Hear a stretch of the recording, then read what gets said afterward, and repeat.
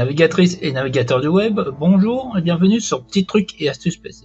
Pour certains logiciels, vous avez le choix lors du téléchargement d'opter pour la version installable ou portable.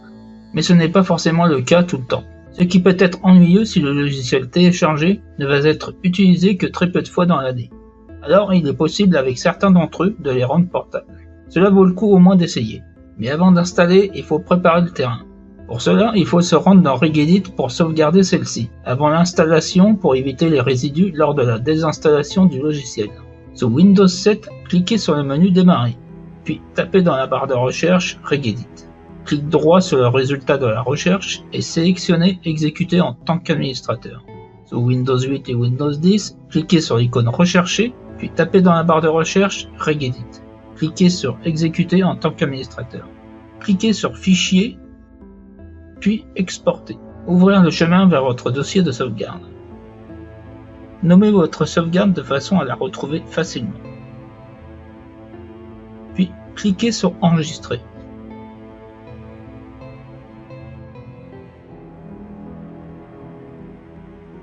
Vous pouvez maintenant passer à l'installation du logiciel désiré. Une fois effectué, dirigez-vous vers le disque local C. Rendez-vous dans le dossier Programme ou Programme x86, suivant si le logiciel est basé sur le 64 bits ou 32 bits.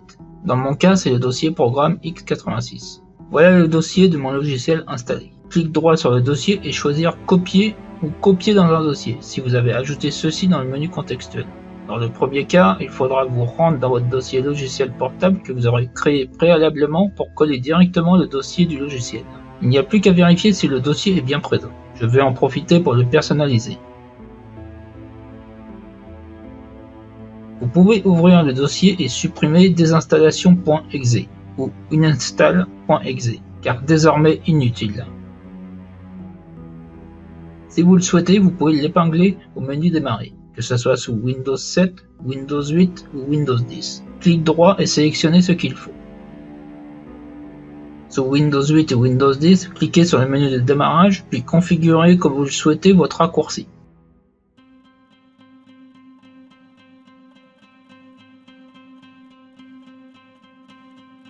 Il faut maintenant s'occuper de la désinstallation du logiciel. Sous Windows 7, cliquez sur le menu Démarrer, puis sélectionnez Panneau de configuration. Cliquez sur Programmes et fonctionnalités. Sélectionnez le programme à désinstaller. Sous Windows 10, cliquez sur l'icône Rechercher, puis tapez dans la barre de recherche Panneau. Cliquez sur Ouvrir. Cliquez sur Programmes et fonctionnalités. Sélectionnez votre programme à désinstaller. Puis cliquez sur l'onglet Désinstaller. Dans mon cas, j'utilise ce logiciel.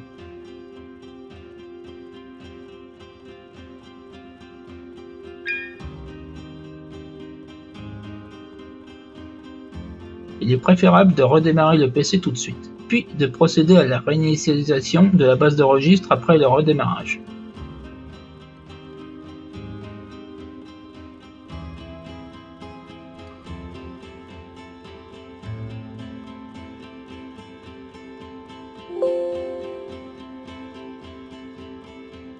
Une fois effectué, redémarrez votre PC pour la prise en compte de la modification.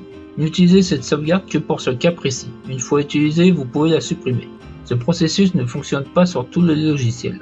Il va falloir donc essayer. Vous pouvez d'ailleurs laisser un commentaire sur les logiciels dont vous avez réussi à effectuer ce processus. Je vais voir si mon logiciel fonctionne une fois désinstallé.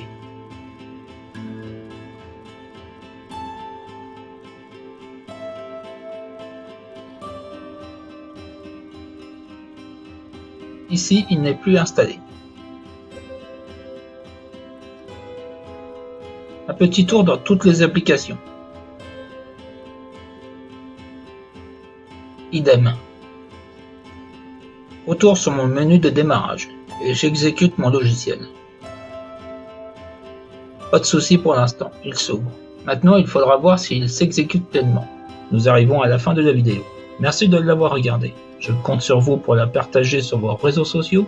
Je vous rappelle de la nécessité à laisser un like et un commentaire pour soutenir mon travail.